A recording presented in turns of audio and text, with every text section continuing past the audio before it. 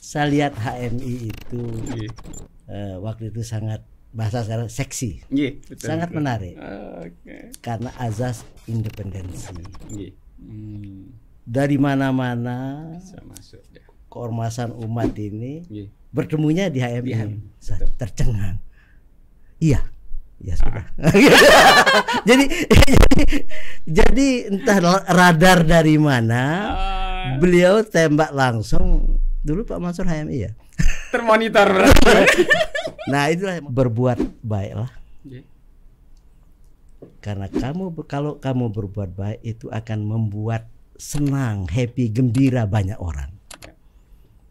Dan selebihnya mereka akan takjub. Nah saya praktikannya lewat organisasi.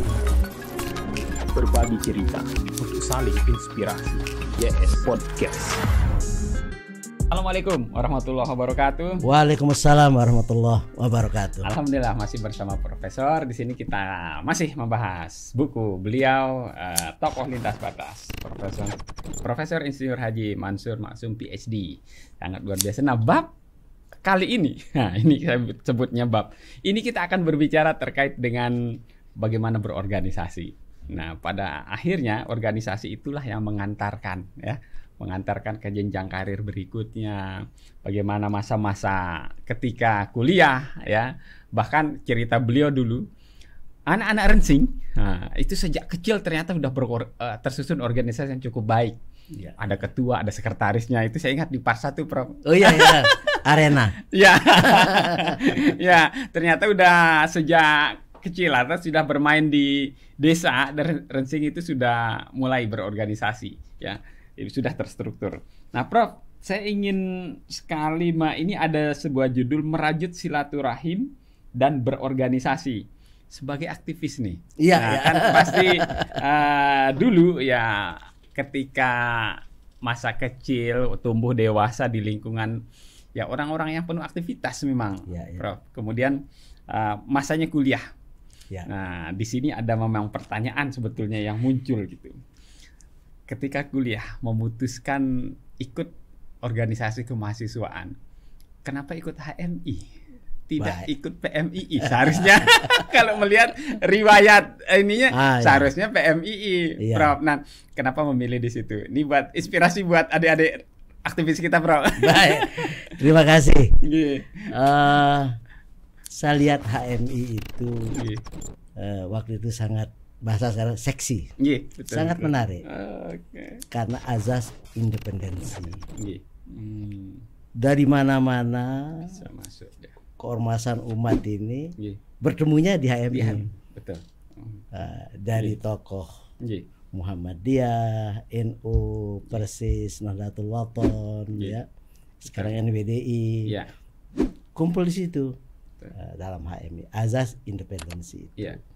Tetapi sebelumnya saya ingin menyatakan bahwa proses masuk aktif di HMI itu adalah langkah kedua setelah saya aktif di Senat Mahasiswa. Senat Mahasiswa dulu ya. Iya.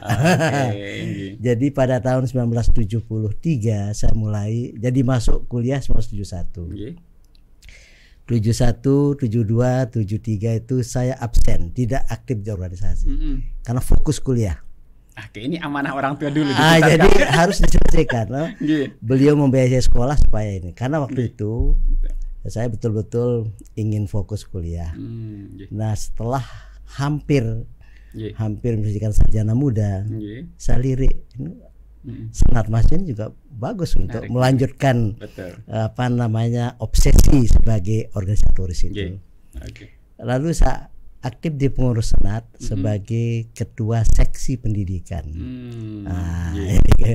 Ketua seksi pendidikan. Nah, lalu setahun kemudian naik status menjadi sekretaris umum Senat Mahasiswa Fakultas Pertanian. Itu pada tahun 74. Nah, sebagai sekretaris umum Senat banyak beraktivitas, ketemu dengan ada 4 ketua Senat waktu itu, pertanian, peternakan, hukum, ekonomi, hanya dapat fakultas di Unram. Ada Dewan Mahasiswanya. Nah, ketua Dewan Mahasiswanya Pak Mesir Suryadi. Jadi aktivis zaman dulu. Siapa yang muncul saat itu, Prof? Mesir Suryadi. Kemudian Gusti Harnaye, sekarang advokat ya. Kemudian ada Salim Bafadal. Kemudian ada Suwardiah. Banyak sekali senior kita di kemahasiswaan. Ada Mahfud, Pak Mahfud, mantan pejabat Bupati Sumbawa. Teman-teman di Dewan. Kami di senatnya. Sampailah waktu itu suatu hari ada konferensi cabang HMI Mataram. Di gedung gelanggang pemuda yang namanya sekarangnya. Dulu namanya gelanggang mahasiswa dulu. Zaman itu, sekarang jadi gelanggang pemuda kalau nggak salah. Lalu pagi-pagi ada yang ngajak. Nah, saya menghadap ke kakak saya kan. Mohon petunjuk ini. Mohon petunjuk. Yang ngajak saya itu teman-teman dari IAIN, muridnya kakak saya. Beliau jadi pimpinan di situ. Yang tertenak milu HMI nih. Dia kakak saya. Karena beliau adalah tokoh PMII. Di Jakarta beliau adalah kader PMI. Di NTB beliau mengawali lah PMI ini. Nah, pada zaman itu memang HMI lebih depan waktu daripada yang lain waktu itu. Nah, kakak saya bilang, oke, silahkan kalau memang kamu suka. Gembira, saya senang. Ikutlah konferensi cabang. Hari pertama tidak ada yang istimewa. Belum ada yang melirik. Belum ada. Saya baru masuk. Jadi pendatang baru. Baru masuk. Lalu hari kedua adalah pemilihan pengurus. Terpilihlah ketua yang namanya Pak Thohir Udin almarhum. Pak Thohir Udin ini adiknya Pak Mun Esa yang sekarang. Nah, Pak Mun itu termasuk senior kita di HMI lah. Mujitahid semua. Nah, suatu hal yang luar biasa, saya direkrut sebagai anggota formatur. Wah, sudah masuk. Pendatang baru 2 hari. Hari kedua ini. Hari kedua. Formatur. Istilah formatur aja waktu itu untuk ke ekstra universitas saya tidak begitu paham, karena saya aktifnya di intra universitas. Kalau ada istilah intra dan ekstra. Rapat formatur memutuskan di rumahnya Pak Makmun, Jalan Jambu 18. Sekarang jalan apa namanya? Sekarang di Gomong. Dulu namanya Jalan Jambu. Sekarang belakang SP 2 itu jalan apa namanya itu?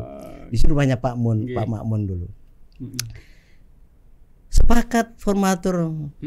Sido jadi sekretaris umum. Ndot dulu. Terus terang, saya baru 2 hari jadi HMI. Enggak apa-apa. Oke, berterima. Maka ditetapkanlah, dilantik sebagai pengurus HMI cabang Mataram sebagai sekretaris umum. Jadi kalau sekarang mungkin ditanyakan track record sebagai kader HMI mana? Enggak ada. Karena saya LK1, LK2, Advance 1, Advance 2 kan. Betul. Nah, oke. Dilaksanakanlah LK1, disebut basic training dulu, Batra. Di Narmada. Ikut langsung ya. Saya sebagai ketua panitia. Saya enggak pernah ikut. Tapi sudah disepakati Sido panitia dia. Nah, jadi di dalam piagam basic training tanda tangan sendiri. Saya tanda tangan sendiri. Ada kan? Jadi sekretaris saya, lalu pesertanya saya. Suatu hal. Kalau sekarang kan akan bisa dianulir itu. Kalau dulu malah. Dulu, nah itulah jadi. Itulah sekarang mengapa. Nah itulah awal. Jadi awal saya berkiprah di organisasi itu dari Senat Mahasiswa, lalu HMI cabang Mataram. Nah, begitu sampai Jogja. Jadi ini ijazah basic ini selalu dibawa kemana-mana. Kemana-mana dulu itu. Masuklah ke Dagen, HMI cabang Yogyakarta. Tidak lalu komisaris pertanian, tidak, langsung ke cabang karena sekretaris umum cabang kan. Levelnya kan cabang kan. Iya, betul. Saya tunjukkan itu, welcome teman-teman Dagen itu. Baru belakangan saya komisariat Fakultas Pertanian. Okay. Dan di UGM waktu itu jelas. Betul. Merah atau hijau. Waktu itu. Ya, teman-teman saya di Fakultas Pertanian itu hampir semua merah. GMNI. Ya. Kami hanya beberapa orang aja yang hijau. Dan tetapi kita dewasa dalam organisasi. Tidak, kalau sudah bicara di kelas, tidak ada lagi kamu GMI, kamu tidak ada. Ya, lebur sudah. Lebur. Jadi termasuk sahabat kental saya itu almarhum Sigarto Sargo itu merah sudah itu. Sampai akhirnya gue adalah ketua tim staf ahli anggota DPRD fraksi PDIP. Merahnya betul. Tetapi sudah kita akrab, tidak ada lagi itu pembicaraan itu.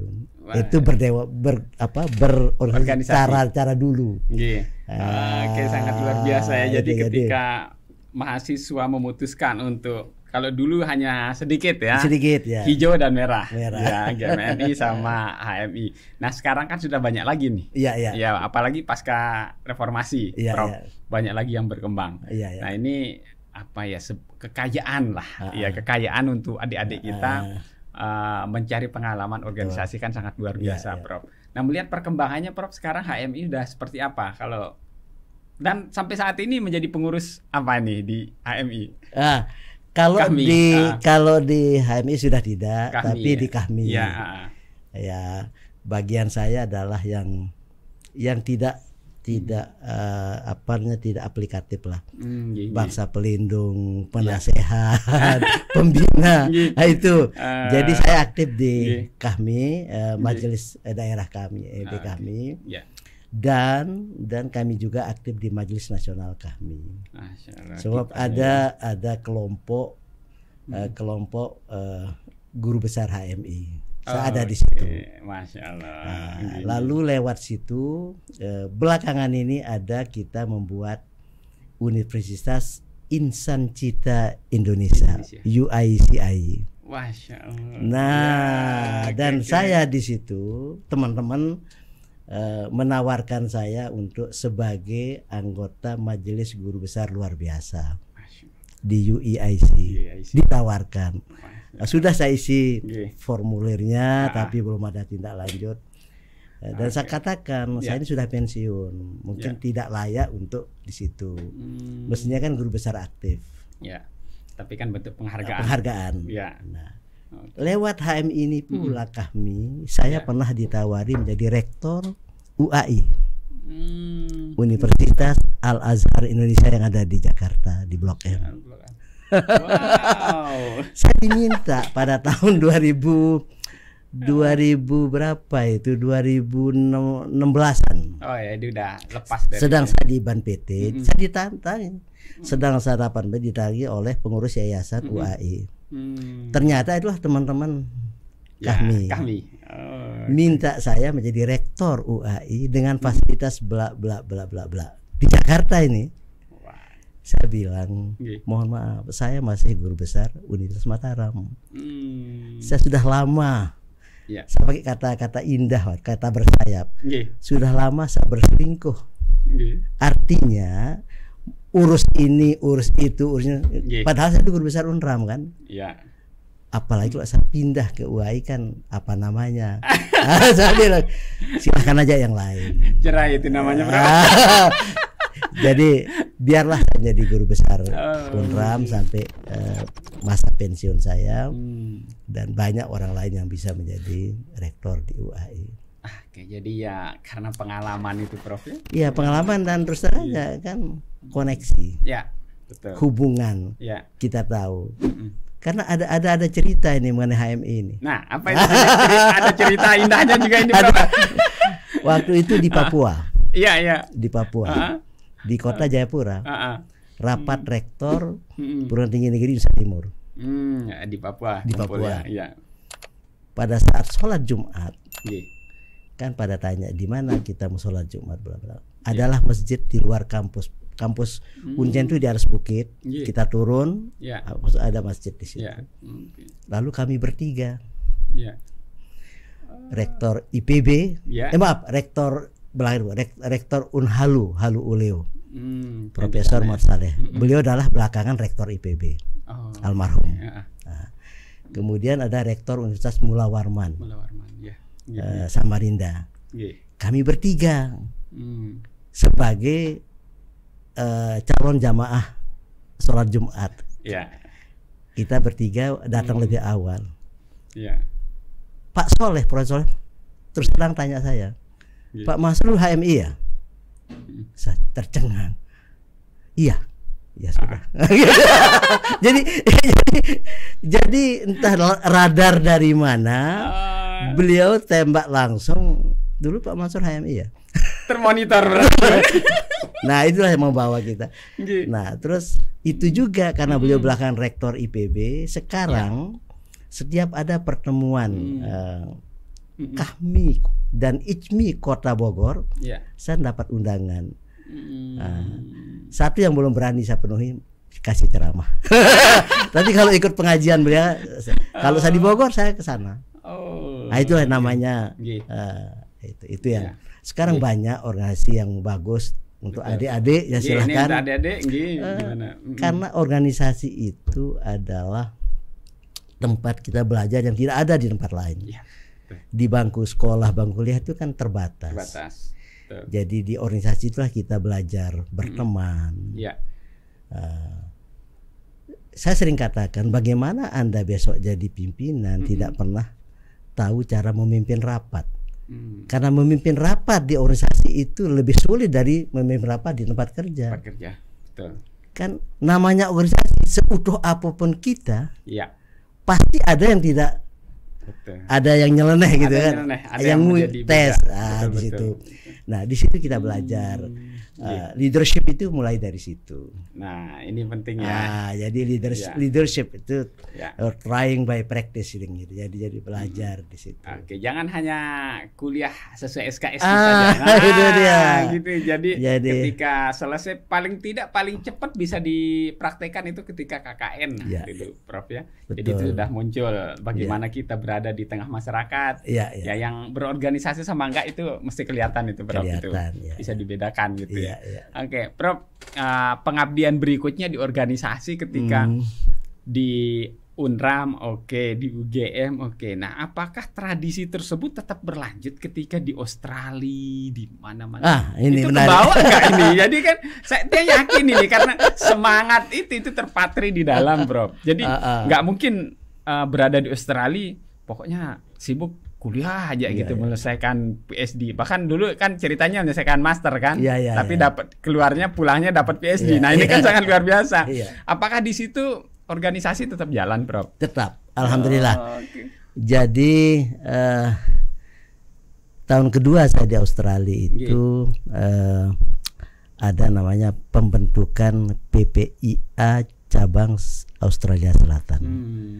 Perhimpunan Pelajar Indonesia Australia, cabang Australia Selatan. Lalu sepakat teman-teman yang dari tanah air yang ada di South Australia, kota Adelaide itu memilih saya sebagai ketuanya. Nah kan, ketua ini.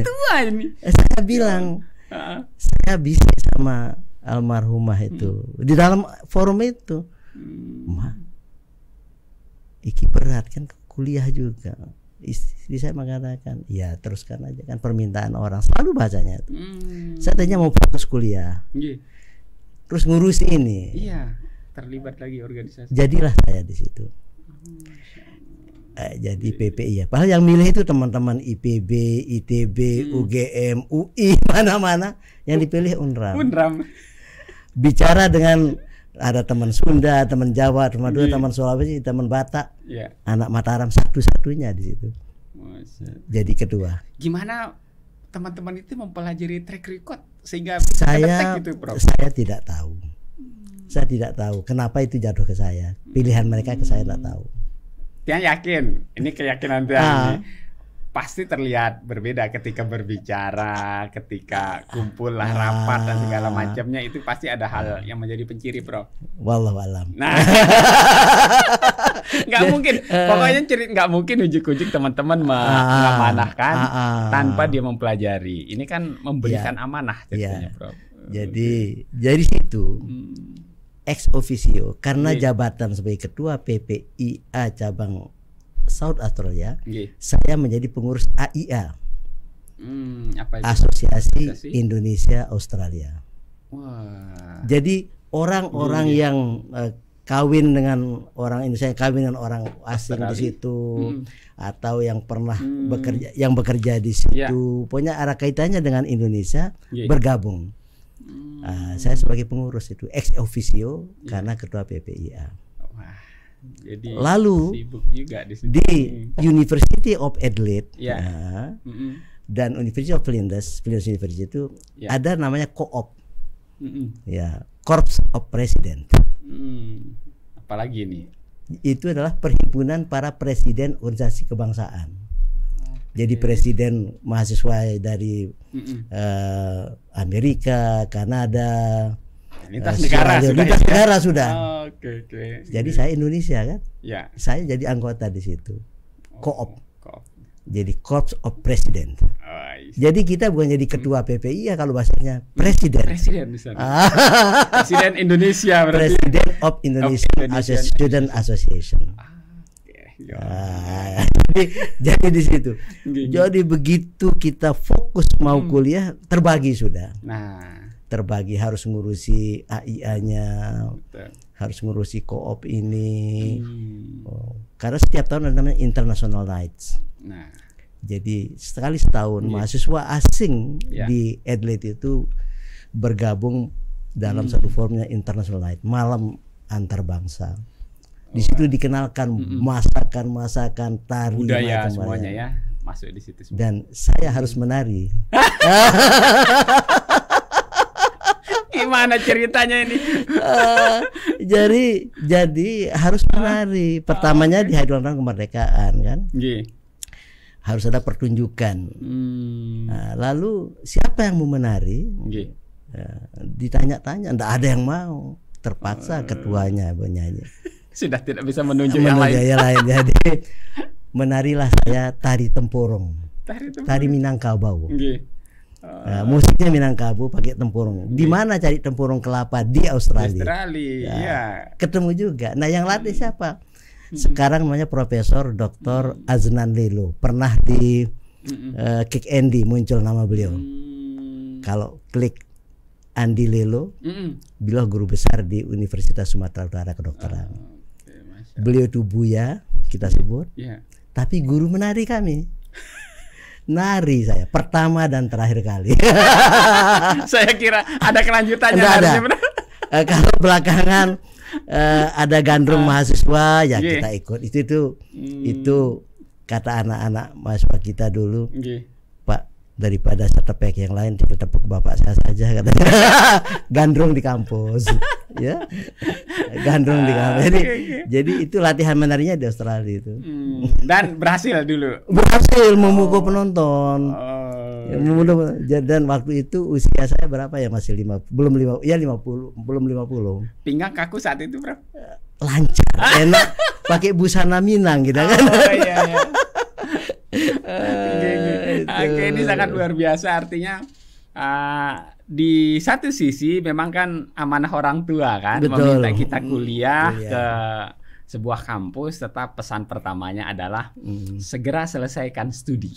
Betul. Dan kebanyakan namun itu saya nih, namun bau ule. Kan itu, Prof. Iya. Ule setelah itu. Nah, Prof, kalau kita melihat perjalanan Prof ini dulu ketika mahasiswa, kemudian sudah berkeluarga, masih organisasi di kampus juga, bahkan di Australia gitu. Apa sebetulnya yang harus dilakukan oleh anak-anak muda ini? Kan membagi waktu pada akhirnya. Kita harus rela share yang 24 jam. Nah, sekian jam ini ke organisasi, sekian jam ini apalagi berkeluarga, ke keluarga. Nah, bisa langsung ke adik-adik kita nih. Apa tipsnya biar untuk membagi waktu di organisasi, Bro? Baik. Saya terobsesi oleh quotes ya. Ya. Kata-kata yang disampaikan oleh Mark Twain. Ya. Mark Twain ini hidup dari tahun 1835 sampai 1910. Mark Twain ini nama samaran. Nama aslinya Samuel Wongton Clemens. Ya. Apa yang beliau katakan adalah ya, berbuat baiklah. Ya. Karena kalau kamu berbuat baik itu akan membuat senang, happy, gembira banyak orang. Dan selebihnya mereka akan takjub. Nah, saya praktikannya lewat organisasi. Lewat organisasi kita berbuat baik. Ya, back practice lah. Berbuat baik, memimpin rapat, mendengar masukan orang lain. Ya, dalam rapat itu kan ada masukan. Ada saatnya kita mendengar. Ada saatnya kita merespon. Ada saatnya kita menerima. Ada saatnya kita menolak. Itu harus bisa. Jadi dalam sekian banyak audiens, tentu ada segmen-segmen itu. Ada segmen yang dia pasti benar. Apapun katanya dukung. Itu ada. Ada yang mengatakan nanti tahu nih ngarawas doang. Ngarawas doang tahun. Ada yang begitu. Nah, jadi organisasi ini tempat kita untuk bermasyarakat. Jadi oleh karena itu pada anak-anak saya yang masih muda ya, mahasiswa, pelajar, jangan abaikan yang namanya peluang organisasi. Jangan abaikan yang namanya peluang organisasi. Karena disitulah kita memulai. Karena di situ kita memulai. Nah, sampai akhir hayat, kalau sudah di dalam dirinya ada track record organisasi itu selalu akan muncul. Contoh, minggu lalu tiba-tiba saya ditelepon oleh pengurus inti. Apa itu pengurus inti? Perhimpunan Indonesia Tionghoa. Mataram. Minta supaya saya menjadi salah seorang penasehat di situ. Saya tidak tahu siapa mereka. Nanti pelantikannya tanggal 8 Januari. Ini yang paling gres ini. Terbaru. Jadi saya di dalam itu sebagai penasehat. Katanya bersama Pak Lalu Azhar, katanya bersama Prof. Saiful Muslim, senior di situ. Saya masih muda lah. MUI. Nah jadi itu.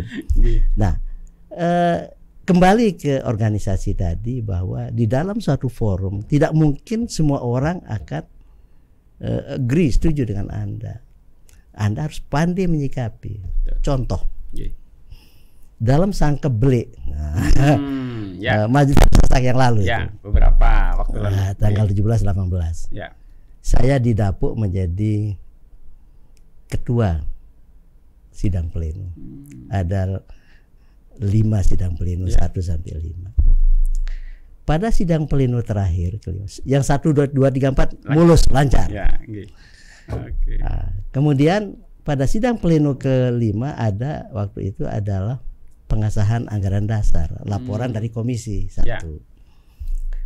Nah, adalah usul yang lain mendukung, ada seorang organisatoris juga, junior saya di HMI, saya tahu betul ya.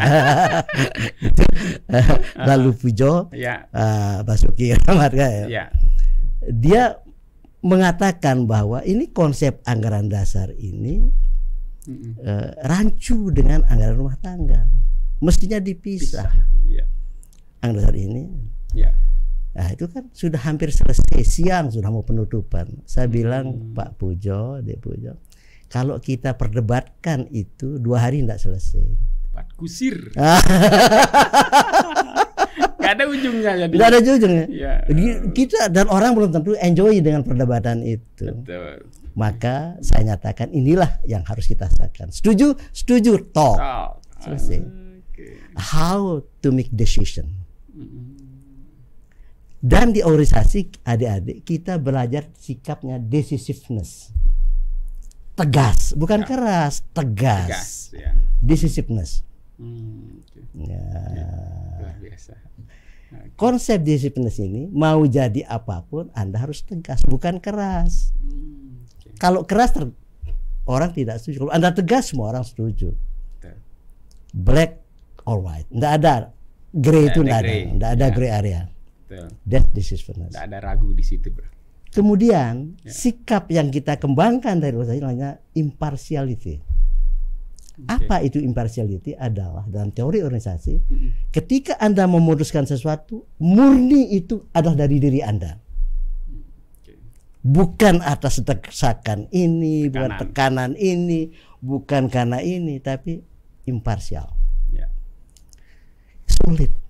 Ini hal yang berat itu. Tetapi sebagai organisator Anda harus bisa imparsial. Nah, itu dipelajari di mana? Ya di organisasi. Mulai OSIS ya, sampai sekarang namanya BEM. Maaf kalau kita lihat BEM ada yang begini-begini, itu adalah variasi. Tetapi memang sejatinya di dalam BEM itulah kita belajar decisiveness di situ, independensi di situ, impartiality di situ. Komplit di sana. Komplit. Ya. Dan kalau Anda bisa menguasai yang tiga ini, track record Anda akan sebagai contoh. Ini Mark Twain ini berkata-kata 110 tahun yang lalu ya. 110 tahun. Kan meninggal 1910. Sekarang 2020. Iya, tapi masih ada kata-kata yang beliau katakan itu. Nah, kita sebagai umat Islam dengan kata-kata dari Rasulullah, apalagi kita pelajari Al-Quran, apa statement sahabat Ali bin Abi Thalib, sahabat-sahabat para seperti Imam Al-Ghazali dan Imam yang lain, itu sudah cukup. Tetapi kan di dunia ini tidak ada hanya umat Islam, kan? Betul. Ada umat lain yang tidak membaca itu. Maka saya sempatkan membaca naskah-naskah dari orang-orang yang tidak termasuk kelompok itu. Dan kepada teman-teman umat lain ya. Jadi Anda mau buka kitab, buku apapun silahkan. Tetapi manfaat organisasi itu adalah sesuatu yang tidak bisa dipungkiri, terutama dalam era sekarang ini dan era kapanpun. Betul, tetap berlaku, bro. Berlaku. Oke, luar biasa. Ini nasihat bagi kita bersama ya, karena kita berada dimanapun kita tidak akan pernah lepas dari jenjang organisasi ini. Mau berada di kampung, ada RT, ada RW, ada remaja musola, ada remaja masjid. Jadi nggak lepas sebetulnya, Prof. Kita berada dimanapun, tinggal bagaimana mengambil peran, itu tugas kita masing-masing.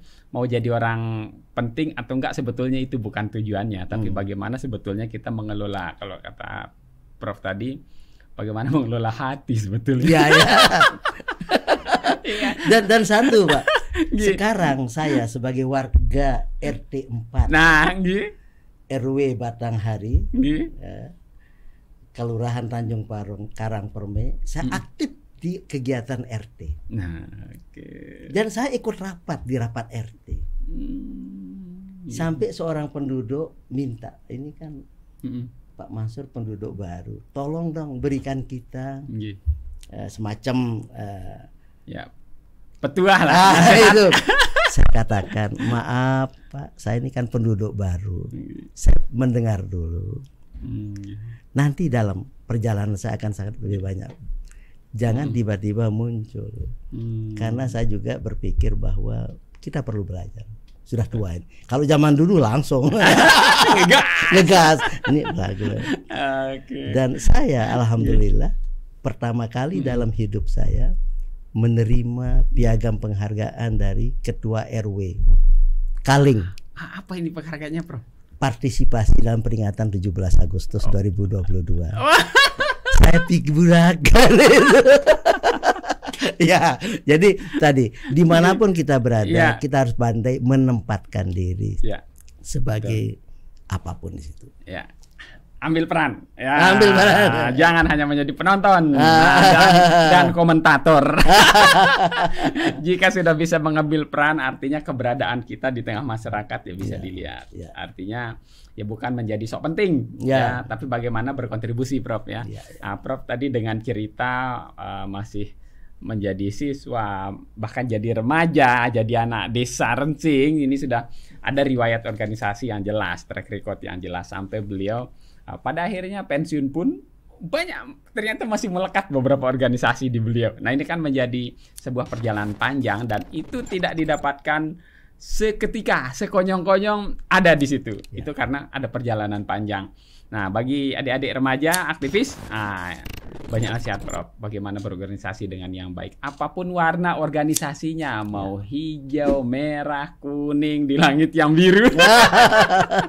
Boleh, ya, boleh, silahkan, nggak ada masalah. Tinggal bagaimana memanajemen waktu. Tadi Prof sudah banyak memberikan contoh-contoh ya bagaimana sebetulnya kita tetap bermanfaat dimanapun kita berada. Demikian sahabat IAS Podcast. Part berikutnya nanti ada lagi yang akan saya bahas bersama Profesor. Akan banyak hal-hal yang kita kulik dari kisah-kisah beliau.